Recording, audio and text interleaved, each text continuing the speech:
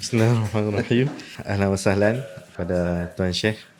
Hari ni kita ada sesi podcast ataupun sembang santai lah bersama dengan Tuan Syekh kita. Jadi sebagai makluman ataupun seperti yang kita dah tahu lah, 10 hari lagi akan berlakunya ataupun akan ada haul Pak Teh ataupun Haji Abdul Nasir, ayah kepada Syekh lah.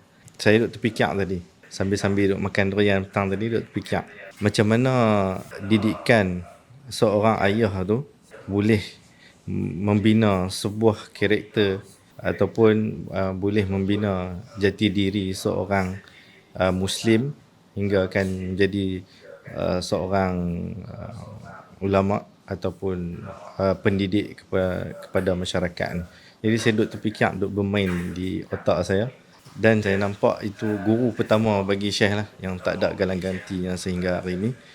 Jadi saya nak tanya sikit berkaitan macam mana Pak Teh Nasihat ni, kita panggil Pak Teh Nasihat boleh tak?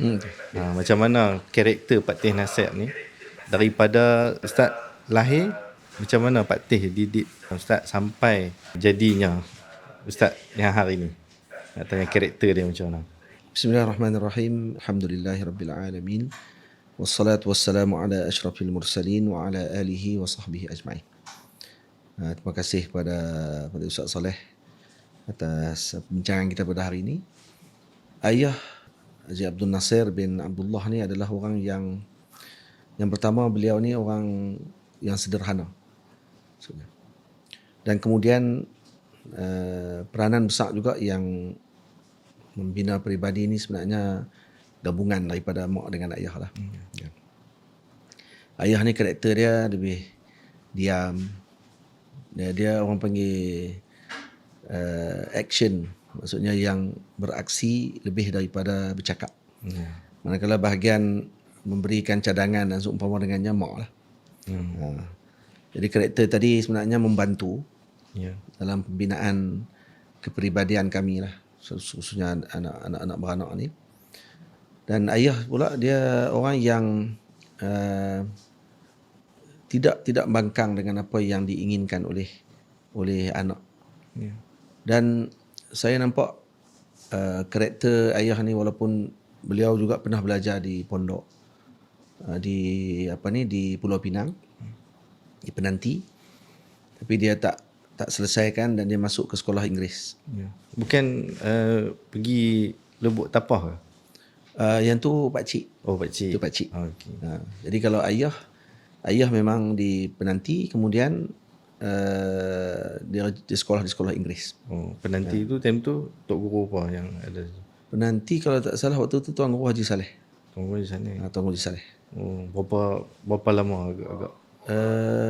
Ayah tak lama saja di situ. Time tu tak ada. Dia tak ada. Oh, tak ada lagi. Masih kecil lagi, muda lagi. Ayah masih muda lagi waktu tu. Adalah gambar dia di pondok tu. Yang dia sempat duduk sekejap. Kemudian dia tak meneruskan pengajian dalam bidang agama, dan dia pernah sebut kat saya, kata rasa rugi pula dia tak teruhi dulu ni. Dia pernah sebut macam tu. Oh, memang minat semua. Tapi dia orang yang panggil apa, suka explore lah. Suka dia suka membaca. Dan suka belajar bahasa, dan dia boleh bahasa Thailand. Dia boleh bahasa Siam. Dan dia pergi mengaji di sana.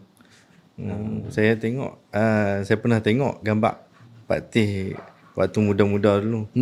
Nampak macam bersahaja. Rupanya pernah mengaji pondok. Dia pernah. Oh, nampak bersahaja, nampak pakai selok jean sama macam orang biasa. Jadi mungkin karakter Pak Teh ni lebih kepada bersahaja. Ya, bersahaja. Dan dia pun bukan jenis orang yang nak ke depan.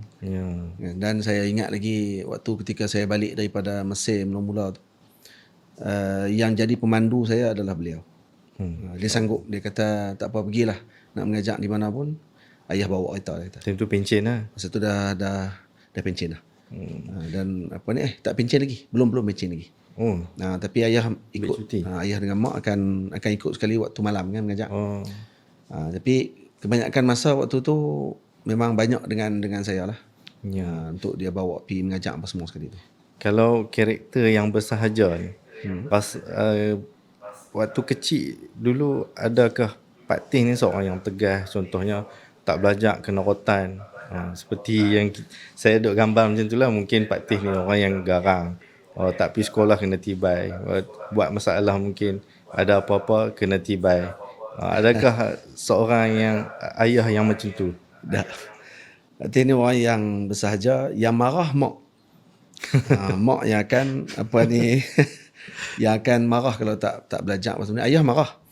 Cuma dia tak orang panggil agresif, seagresif mak lah. Kalau mak memang garang masa tu. Kami masa kecil memang takut lah dengan mak. Kalau mak garang lah. Tapi sekarang dah jadi kawan lah. Dan masa tu dah jadi kawan lah. Tapi bila masa kecil tu memang mak ambil berat tentang pengajian ni, dan dia akan tanya selalu apa dia yang belajar di sekolah. Cikgu kata apa. Itu bahasa yang selalu disebut lah. Pergi sekolah, balik sekolah, cikgu kata apa. Dia akan tanya yang tu. Jadi setiap hari akan ada yang tu. Ayah balik, dia akan lebih banyak masa dia dengan anak-anak. Dan memang dia, walaupun dia bekerja dan ada shift malam semua sekali, dan saya nampak karakter ayah ni, yang pertama dia suka ambil cuti. Kalau hari cuti, memang sepenuh masanya adalah dengan keluarga. Dia akan bawa kami pergi berjalan dan seumpama dengannya. Tapi tak macam kita sekarang ni lah. Kita suka pergi pasar raya. Zaman tu pula pasar raya tak terlalu banyak. Jadi dia banyak bawa kami ke tempat yang tak keluarkan kewangan yang banyak. Maksudnya tak perlu untuk nak berbelanja. Pergi ke tepi pantai, pergi ke tempat-tempat bercuti yang macam tu. Tu.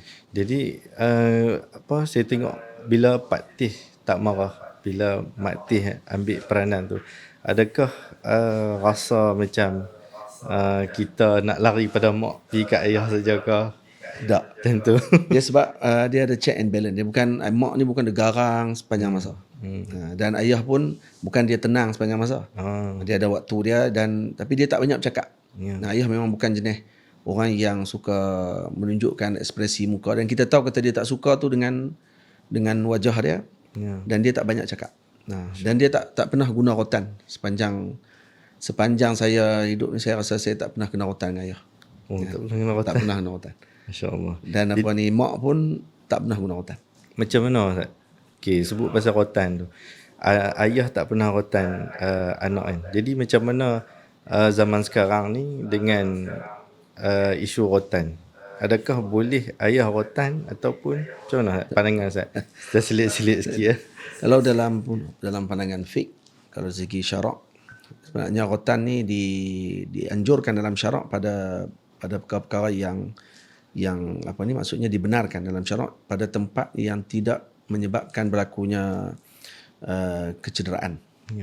Dan pada tempat-tempat yang tidak akan menyebabkan bahaya yang teruk lah. Dipanggil dia kata adamul mubarrih dipanggil. Jadi tidak akan menyebabkan berlakunya kecederaan yang melampau. Ini maksudnya dalam hukum syarak dibenarkan.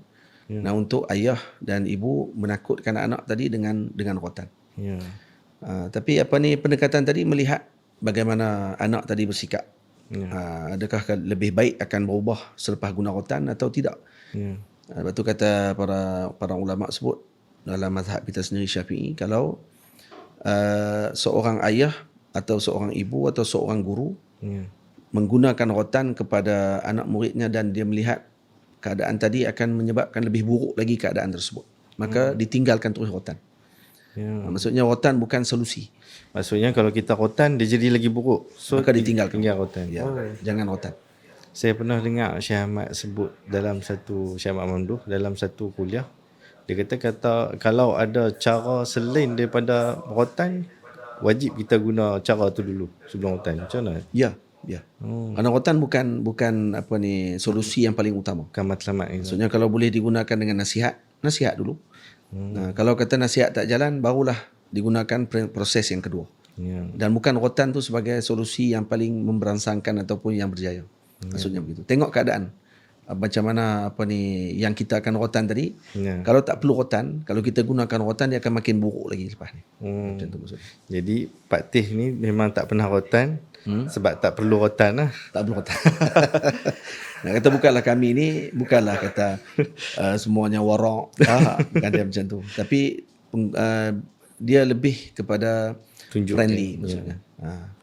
Family man lah. Dan ada masa dan saya ingat ayah dengan mak ni adalah orang yang senang untuk bincang lah. Ya. Jadi mereka akan tanya pandangan, dan mereka kalau dia ada pandangan dia sendiri, dia akan sebutkan, Penting tak mendengar Ustaz tu? mendengar dia. Ya, sebab Dan dia tak paksa kita dengan pandangan dia.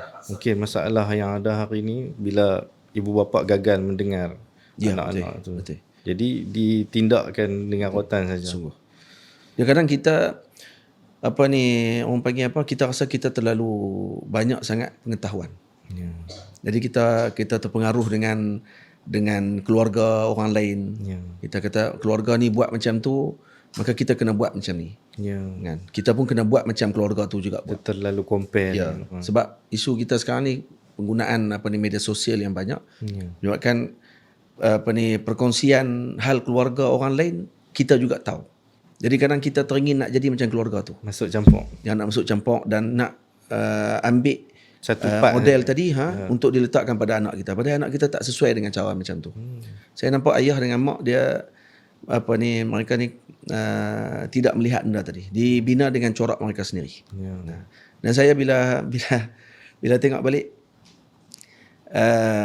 saya rasa tawakal mak dengan ayah ni adalah tawakal yang paling tinggi sekali sebenarnya. Sebab mereka serah kami ni mengaji, dan saya pernah ingat sekali waktu ketika nak ke Mesir, dan waktu dah ke Mesir.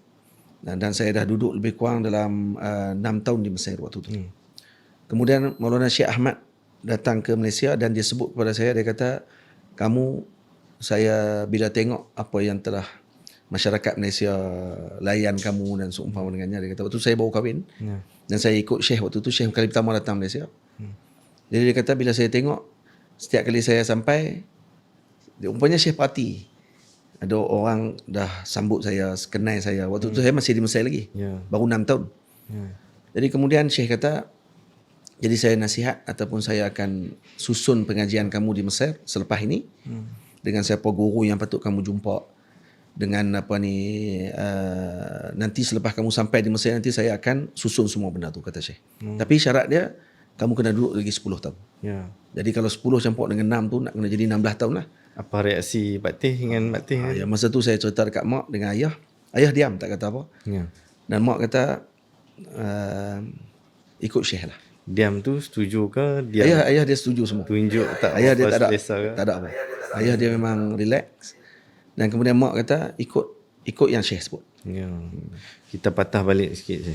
Ya. Kita patah balik bila kecil macam tu, kemudian sekolah pertama Syekh dekat Sekolah saya yang pertama kalau kata sekolah rendah. ya. Sekolah rendah di sini, Sekolah Kebangsaan Datin Fatimah. Okey. Daripada darjah 1 sampai darjah 4. Ya.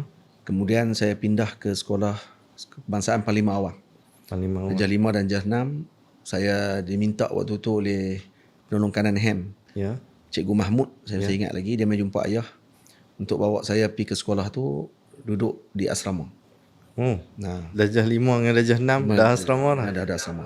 Masya-Allah. Jadi saya dah duduk asrama daripada darjah 5 lah. Darjah 5 dan darjah 6 di asrama desa. Antara sekolah-sekolah yang ada asrama, sekolah rendah Malaysia lah. SK ni sekolah kebangsaan. Yang ada asrama di Kedah ni ada beberapa sekolah. Salah satunya dekat Nangka Nambual. Ya. Dan saya duduk di situ 2 tahun. Pak Teh dengan Mak Teh lepas untuk masuk asrama. Ya, lepas. Masya-Allah. Lepas dan kemudian sekolah pula lepas pula untuk saya pergi ke tuition. Dia benarkan saya keluar. Satu-satunya pelajar asrama yang dibenarkan keluar untuk ambil tuition di luar. Jadi ayah beli gerek, beli basikal lah. Untuk mountain bike tu. Untuk saya naik setiap minggu pergi ke Kuala Nerang. Daripada Kuala Nambual lebih kurang dalam berapa puluh kilometer tu. Naik gerek Dalam berapa kilometer, 7 kilometer. Naik gerek Naik gerek. Dan habis tuition balik terus ke sekolah balik. Zaman tu gelap, gelemak tu. Benar, tu hutan lah. Masya-Allah. Tapi alhamdulillah selamat lah. Lepas daripada sekolah tu, Lepas daripada Panglima Awang, tingkatan 1 saya dapat disambung di sekolah Sekolah Kebangsaan Agama, Sekolah Menengah Kebangsaan Agama Baling, SMKA Baling. Di Baling. Dan waktu tu tak ada lagi agama Sikh, tak ada lagi. Dan pelajar-pelajar belah Padang Terap ni akan dihantar ke agama Baling. Tak boleh masuk agama Kedah. Dia ada dua agama Kedah lah. Ya. Dengan Maktab Mahmud. Ya. Tapi saya dapat tawaran selepas PMR dapat dapat 3A 1B. Ya. Jadi saya pindah ke sekolah kebangsaan sekolah menengah kebangsaan agama Bali. Sampai tingkatan 3. Daripada sekolah biasa berasrama Ya. nak pergi ke SMK A Baling. Macam mana penerimaan Pak Teh dengan Mak Teh tu? Memang mak dengan ayah memang dia nak saya mengaji agama. Oh, Maksudnya kelas yang ada pendidikan agama lah. selalu anak sulung ni orang nak jadi engineer, orang nak jadi doktor. Sebab tu ayah Zaman tu. mak dia lebih kepada apa yang kita minat waktu tu. Saya pun masa tu tak ada apa yang berarti tingkatan 1, tingkatan 2, tingkatan 3 ni kan dia kelas umum. Ya. Jadi kita tak ada pilihan lagi. Ya. Jadi kita masuk di kelas tu dan waktu tingkatan 3 selepas PMR saya dapat keputusan baik. Jadi sambung masuk kelas sains. Ya. Masa mula-mula tu masuk kelas sains di tingkatan 4. SMK Baling lagi. Ha. Masa tu sebelum saya take Dapat ambilan kedua ke tawaran ke Kuliah Islam Sultan Alam Shah. Jadi bila ke Kuliah Islam saya masuk ke kelas sastra. Saya lepas SMK Baling masuk sekejap aliran sains Ya. di SMK Baling. Ya. Lepas tu dapat tawaran ke Kisah. Ke Kisah. Ya. Kisah. Daripada Kisah tu 4 tahun di sana. Daripada Allahumma salli ala sayyidina Muhammad tingkatan 4 kena SPM di sana. Kemudian sambung STAM 2 tahun di Kuliah Islam. Macam mana Pak Teh boleh tinggal anak sulung pergi mengaji darjah 5, darjah 6, Ya. pergi ke asrama, kemudian terus pergi ke KL dan keluar terus negara, masya-Allah. Itu yang saya saya rasa saya tak mampu buat yang tu. Muhammad Bunur. Saya sendiri pun bila tengok anak kita akan boleh nak tengok anak kita tu besar depan kita. Dan kita nak didik dia apa semua kita. Sebab tu saya kata ayah dengan mak ni adalah orang yang paling tawakal sekali. Masya-Allah. Jadi saya bila ingat balik dengan Sidi Abdul Wahab Sya'rani, mana beliau sebutkan tentang bagaimana ibu ayah sepatutnya menjadi seorang yang menyerahkan seluruh urusan anaknya kepada Allah. Kalau kita mengatur urusan anak kita, maka kita akan kecewa. Ya. Kerana mungkin dia tak jadi macam kita jadi. Dan kadang-kadang kita baca, tapi kita nak amalkan susah. So, Ayah dengan mak kita tak Beramal. baca yang tu. Tapi mereka lebih dahulu amalkan. masya-Allah. Dan bila mak serah dekat syekh tu, dia kata, ikut syekh kata apa.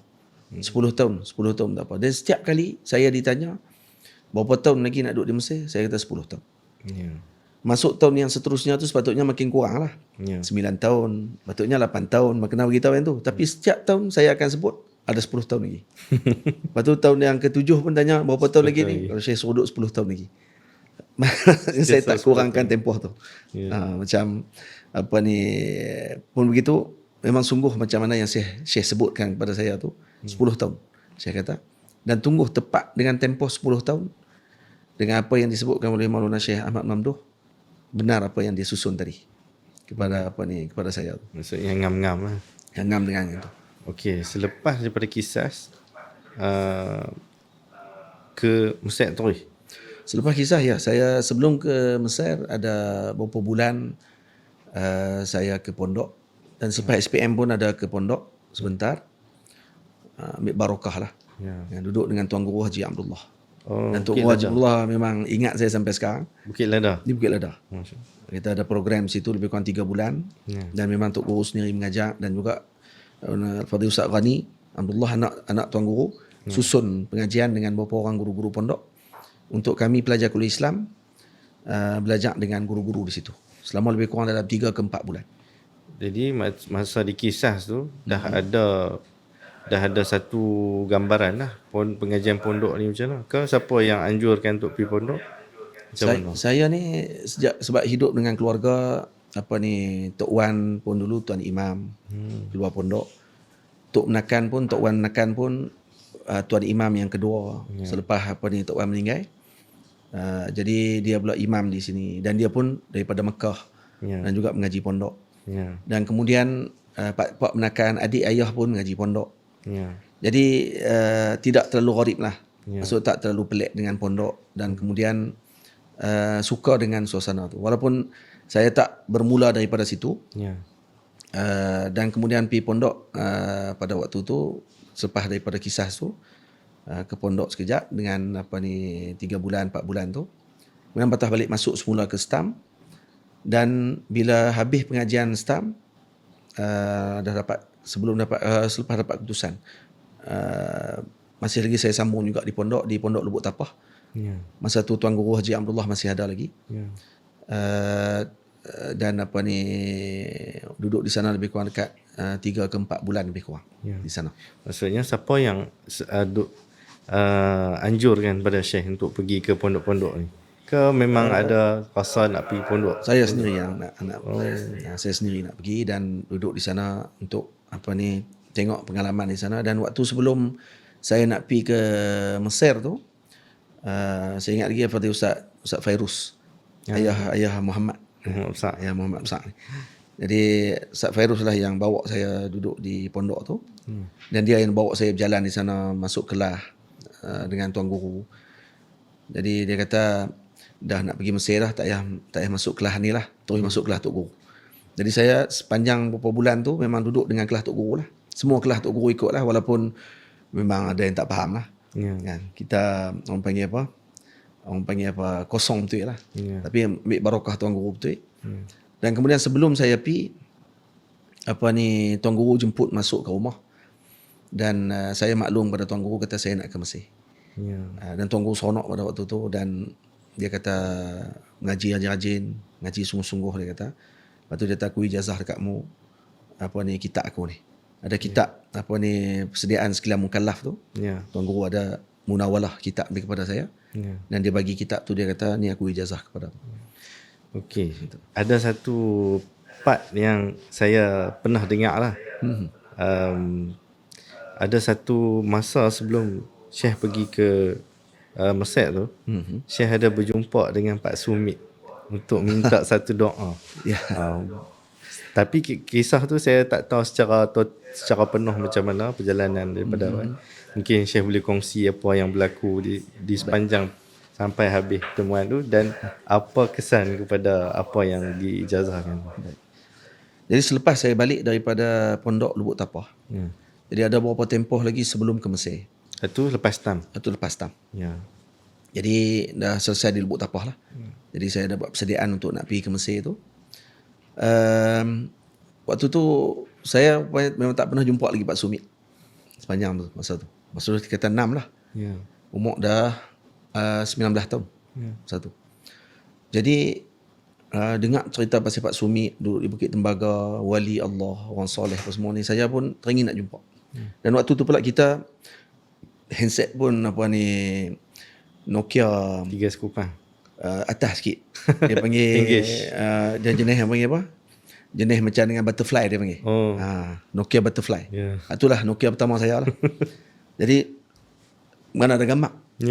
Jadi masa tu orang bagi tahu rumah Pak Sumit, dia ada pokok depan rumah dia tu. Jalan masuk rumah dia tu, dia pun bagi inilah, bagi instruction untuk sampai ke rumah tu. Jadi saya sampai di rumah, tengok ada seorang tua duduk depan pintu rumah, ada kentola dekat tengkok dia, tak pakai baju. Dan kemudian dia duduk. Lepas tu saya pun pergi bagi salam. Saya pergi dengan kawan saya, ada seorang kawan saya ni. Dan kemudian saya bagi salam dekat dia, dan dia pun jawab salam. Lepas tu saya pun tanya, saya nak tanya rumah Pak Sumit di mana? Dia kata, InsyaAllah sini kot. Dia kata. Saya terkejut tengok, Allah, ni Pak Sumit. Jadi kemudian dia kata masuk belakang. Dia kata masuk kat, ada pintu di belakang ni, masuk tempat dia sambut tetamu. Sebaik saya langkah masuk dalam pintu tu, masuk saja, terus Pak Sumit kata kat saya, Cik ni nak jadi ulama besar ke? Dia kata. Saya terkejut. Lepas tu dia kata, ambil doa ni, tulis doa ni, dan amalkan, selalu baca doa ni. Yang doa yang diamalkan di zawiyah setiap hari, hatta santri-santri pun hafal doa ni. Boleh Ustaz kongsi sikit doa ni? Doa yang sebenarnya diijazahkan oleh Pak Sumit, yang diambil daripada kitab Al-Imam Ibn Arabi. Al-Imam Ibn Arabi dalam Futuhat Makkiyah. Dalam Futuhat. Kongsi Jadi sikit. doa dia yang disebut dalam kitab Imam Ibn Arabi, Rabbana zidna ilman wa wasi' fi rizqina wa barik lana fima razaqtana waj'alna mahbuban fi qulubi ibadika wa azizan fi uyunihim waj'alna wajihan fi dunya wal akhirah wa minal muqarrabin ya kathiran nawal ya hasanal fi'al ya qa'iman bila zawal ya mubdi'an bila misal falakal hamdu wal minnatu wasyarafu ala kulli hal. InsyaAllah. Pak Su kata baca doa ni setiap selepas sembahyang. Saya amal doa tu daripada waktu Pak Sumit bagi, selepas dia bagi tu, Ya. sampai sekarang. Masya-Allah. Dan Pak Su kata dekat saya dalam bincang tu sembang, dan kemudian Pak Su kata kat saya, nanti cek kalau nak menikah, dia kata kat saya, balik nanti main jumpa Pak Su. Pak Su nak pergi tarikh, dia kata. Takut lagi menikah, dia kata, masa malam mula mengambang, dia kata. Dia nak keluar jadi kera, dia kata. Jadi saya teringat lagi yang tu. Tapi lepas saya balik Mesir, saya tak jumpa Pak Su. Saya malu. Saya jadi malu sangat nak jumpa Pak Su. Tapi saya, wallahu alam, saya dengar lah ada beberapa orang yang cerita, dan hatta yang paling rapat dengan Pak Su pun antaranya Datuk Hashim. Ya. Datuk Hashim baru ni jumpa dengan saya. Ya. Saya tak pernah jumpa Datuk Hashim. Datuk Hashim ayah kepada Ustaz Ni Aziz. Hmm. Apa ni, Zawiyah Muhammadiyah kalau tak salah saya. Ya. Jadi Datuk Hashim ni jumpa saya dengan Pak Long di rumah Syekh Sanusi. Ya. Masa makan kenduri. Lepas tu dia pun tengok saya, dia kata, oh ni lah apa ni Syekh Nazrul ni, dia kata. Lepas tu dia pun sembang, dia hantar saya sampai kereta. Masa dia hantar kereta tu, Ustaz Zuhair buat lawak dengan dia. Ustaz Zuhair kata, Datuk nak ikut sampai nak balik Zawiyah sekali ke apa ni? Dia kata sampai kereta hantar ni. Ya. Lepas tu Datuk beritahu kat dia. Saya dengar. Waktu tu dia kata, saya hantar dia sampai kereta ni sebab dia ni Pak Sumit duk sebut selalu. Dia sebut macam tu lah. Saya pun tak jumpa lagi dengan Datuk. Selepas tu, Ya. Datuk ada jemput saya untuk majlis haul Pak Su, tapi saya tak sempat pergi hari tu sebab ada urusan. Ya. Tapi Datuk sebut macam tu, dia kata Pak Su ada sebut pasal saya. Ya. Padahal saya dah tak pernah jumpa Pak Su selepas saya balik Mesir. Ada mak ada sebut kat saya, pergilah jumpa Pak Su. Kata, saya bukan tak mau jumpa Pak Su, saya malu. Saya tahu, saya rasa saya ni tak layak nak pergi jumpa Pak Su apa semua kali. Rupanya hari terakhir Pak Su, masa Pak Su sebelum ke bumi, dan malam tu saya bersama dengan santri pi, Ya. dan mereka bagi peluang dekat saya duduk lebih kurang setengah jam dengan Pak Su waktu tu, dengan jenazah Pak Su, dan baca Yasin dan seumpama dengannya. Saya sebut betul-betul dekat Pak Su pada waktu saya minta maaf. Saya waktu Pak Su ada, saya malu nak main jumpa Pak Su, kata. Tapi moga-moga doa Pak Su tu sampailah kepada kita, insya-Allah. Waktu malam tu saya ada. Oh, ada malam tu. Ada malam tu. Lupa. Satu benda saya nampak. Tak apa. InsyaAllah. Itu yang kenangan yang tak boleh lupa lah. Sampai bila Pak Su sebut macam tu lah.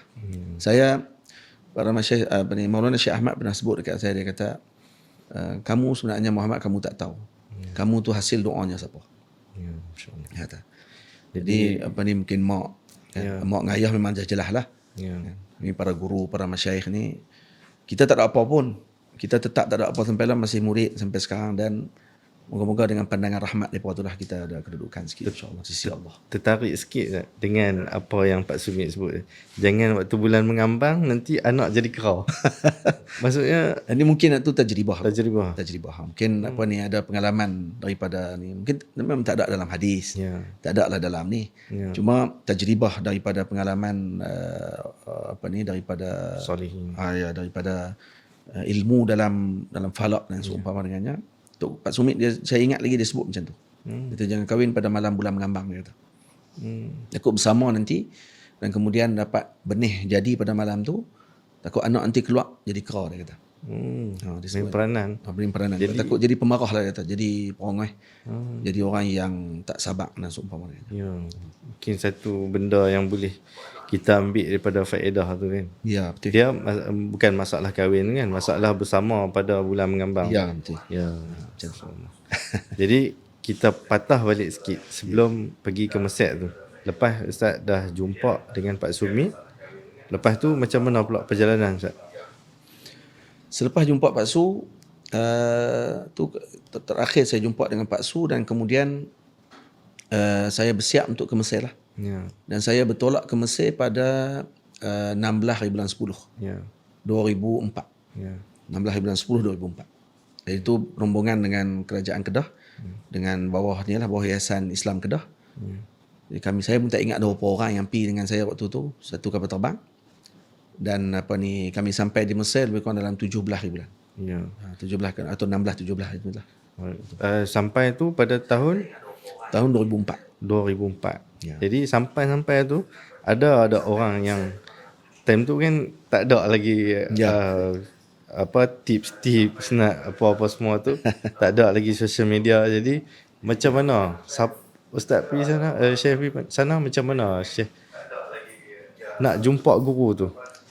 Saya masih ingat lagi masa mula-mula sebelum pergi. Pak cik saya Pak Tam Soleh. Pak Tam Soleh. Pak Tam Soleh masa tu dia baru balik daripada UK. Ataupun dia baru balik pada Mesir. Ya. Masa tu lah. Jadi dia yang mula-mula masa di rumah tok, saya ingat lagi di rumah pak cik lah ni lah. Ya. Dia sebut kat saya, dia kata nanti pergi Mesir, dia kata ramai pelajar-pelajar Mesir ni mereka lebih suka dengan Syekh Qardawi. Dia kata tapi dia kata Pak Tam nasihat, dia kata dekat tapi saya tak panggil Pak Tam tu, panggil Pak Leh. Dia kata Pak Leh nasihat dekat Nazrul, dia kata nanti pergi ke Mesir cari Syekh Muhammad Ibrahim Abdul Ba'is, dia kata. Time tu Pak Tam dah kenal. Dah sebut dah. Pak Tam sebab dia pernah duduk di Damanhur.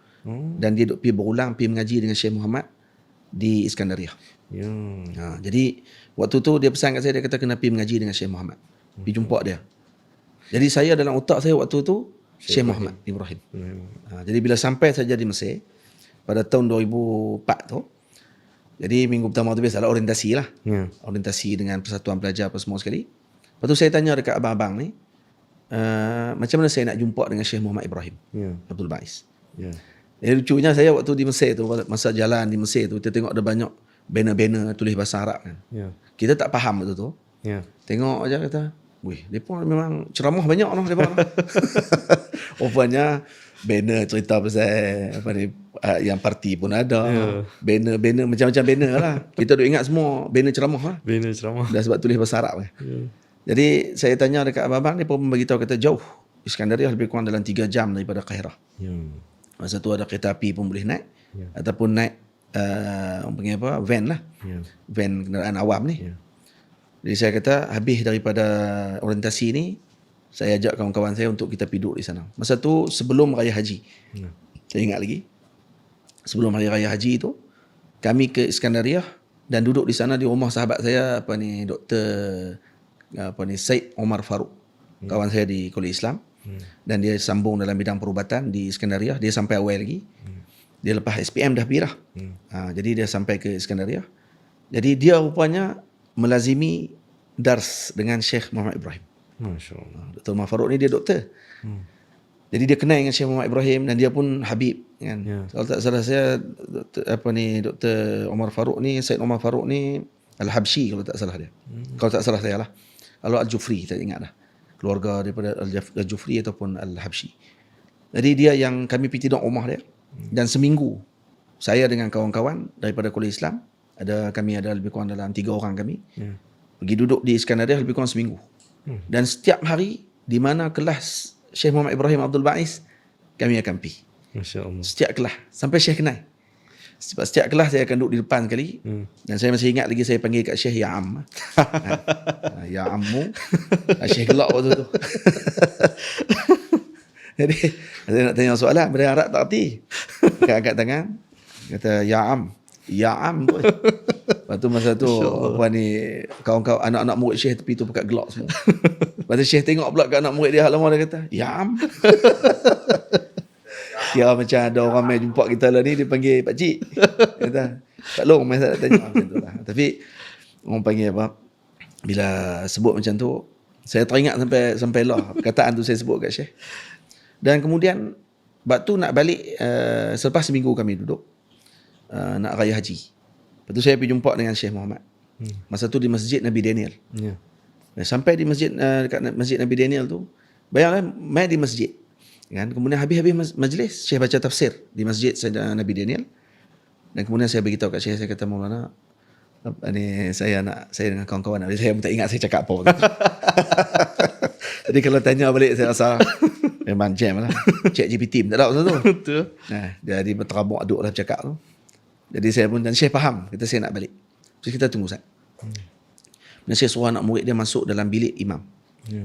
Dan bawa keluar tiga plastik daging kharuf. Daging kharuf, kambing besar tu. Kambing yang ekor besar tu kan. Kharuf tu. Seorang 1 kilo lebih. Saya dapat 1 kilo lebih, kawan saya dapat 1 kilo lebih. Saya kata macam mana?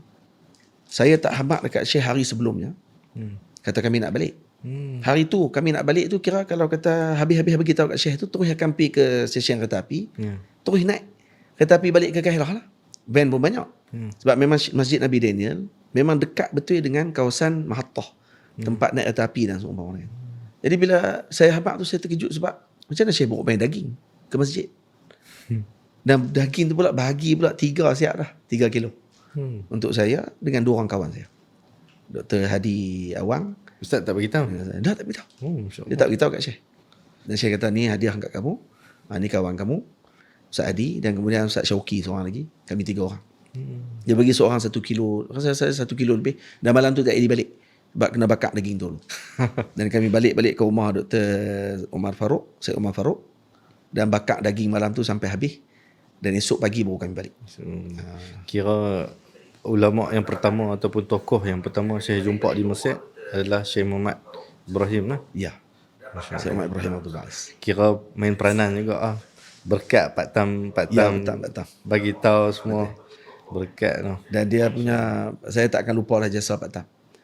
Kerana daripada dia lah saya boleh kenal dengan Syed Muhammad. Penting juga sebenarnya sokongan ataupun dokongan daripada keluarga dia. Ya. Sama ada dekat ataupun jauh.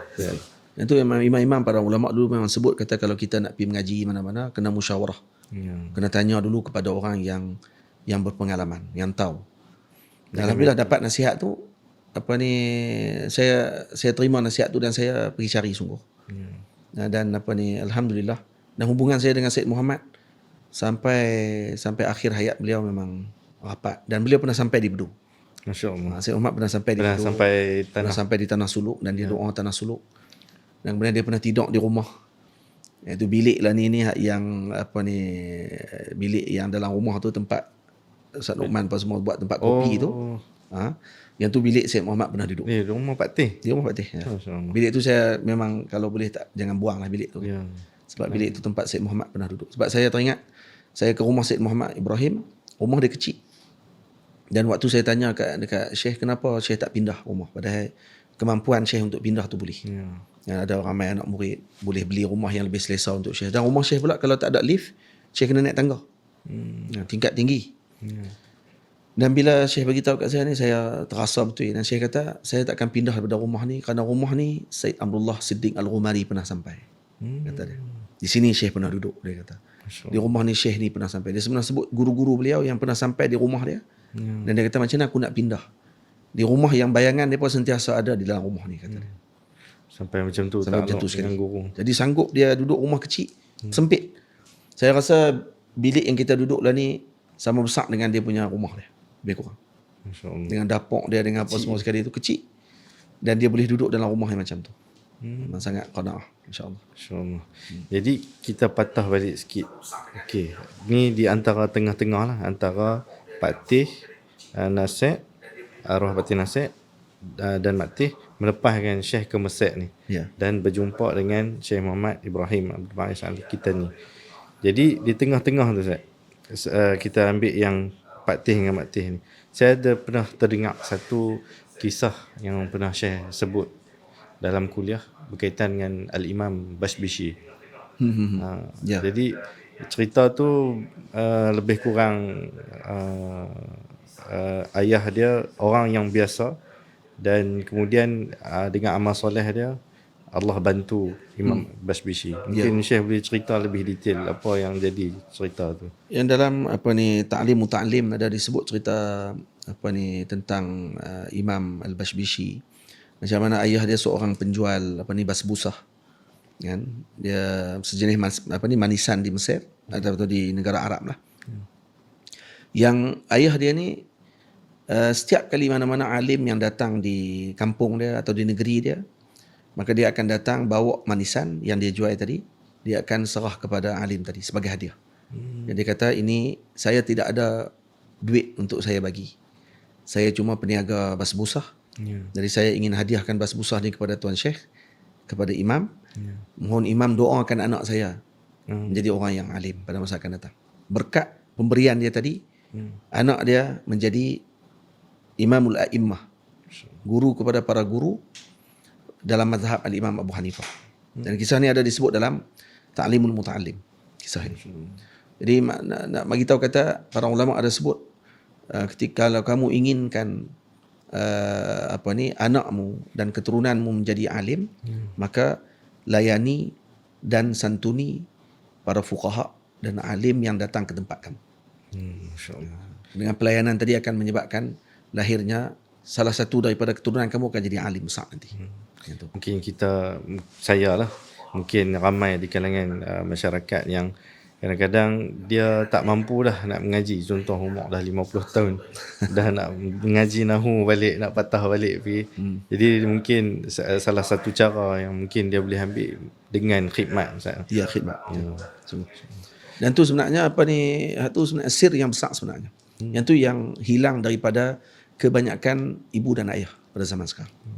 Kalau ibu dan ayah pada zaman sekarang menyerahkan urusan pengajian dan juga apa yang diatur oleh guru, yang khususnya guru tadi pula, guru futuh kepada murid tadi, maka insya-Allah anak tadi akan berjaya.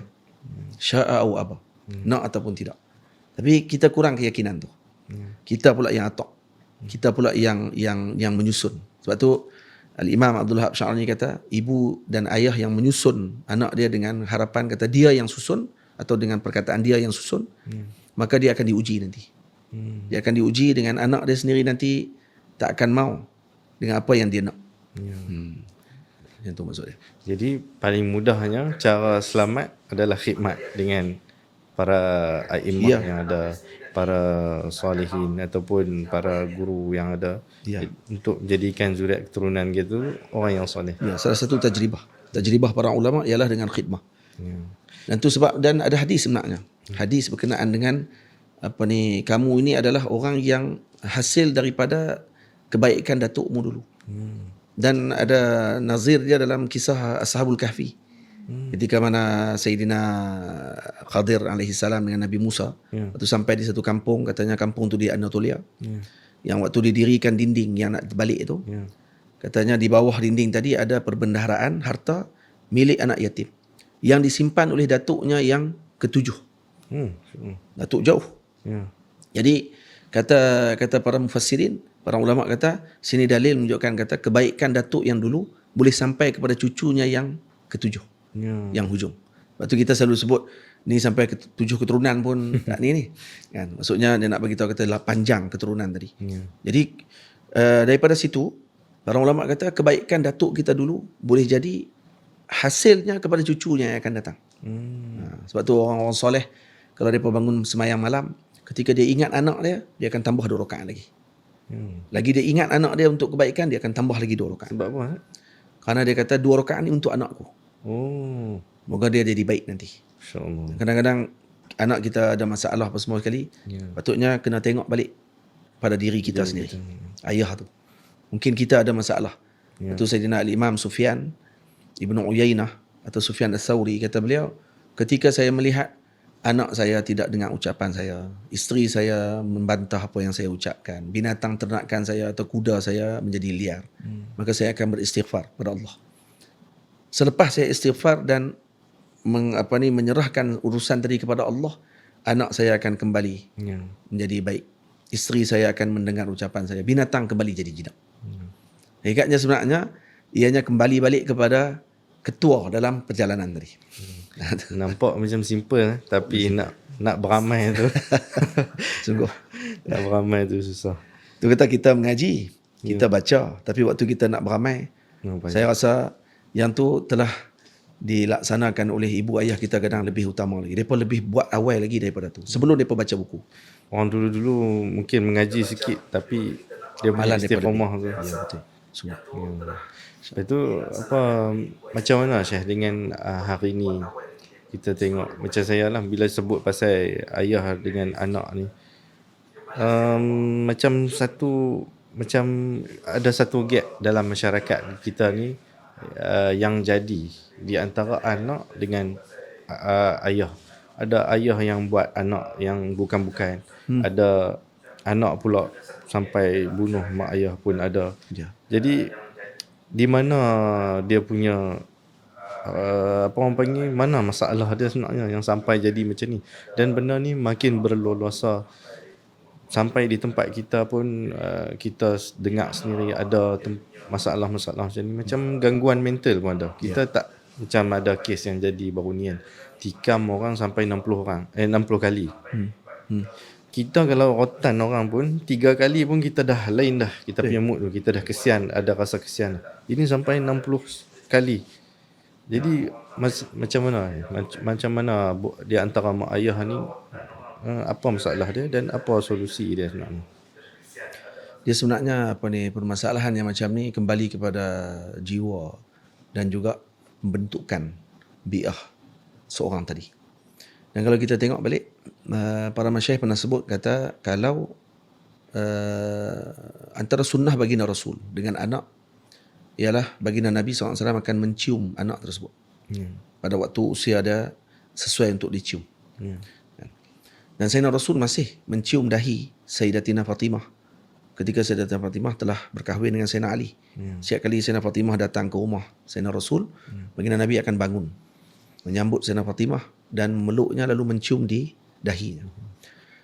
Jadi apa yang ditunjukkan oleh baginda Rasul sebenarnya, Sayyidina Rasul ketika dia mencium salah satu daripada cucunya, Sayyidina Hasan atau Sayyidina Husain, dicium seluruh tubuhnya dengan penuh kasih. Ada seorang sahabat Nabi pada waktu itu melihat. Dalam riwayat katanya, kalau tak salah saya, Uyainah ibn Hisn al-Fazari, kalau tak salah saya lah. Beliau kata,